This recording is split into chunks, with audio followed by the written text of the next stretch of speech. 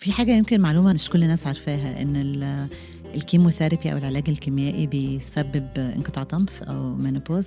ده لكل الناس والّا مش شرط يبقى كده مع كل الناس؟ بيعتمد على نوع الكيماوي اللي بتاخديه، بس معظم السيدات بيحصل لهم forced menopause إجباري، اللي هو ما بين يوم وليلة. يعني أنتِ كنتِ عاملة حلقة مع شخصية لطيفة أوي، كنتوا بتتكلموا عن الموضوع ده، وهي كانت بتتكلم إن أنتم السيدات دي ممكن تاخد up to 10 سنين على ما يروحوا يوصلوا للمرحلة دي.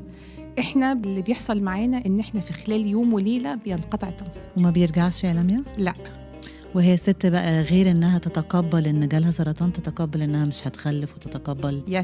يس فعشان كده دايما احنا بنحاول ان احنا ندي المساعده. ما يكون واحده لسه مش متجوزه او واحده عايزه تخلف، بنسالها هل انت عملتي فريزنج يور اكس، هل انت فكرتي اذا كنت عايزه تخلفي ولا لا. لان اللي بيحصل ان الدكاتره لما يعرفوا ان حد متشخص بسرعه ابدا الكيماوي، بسرعه ابدا الراديشن، من غير ما يفكروا هل الشخص ده محتاج ايه.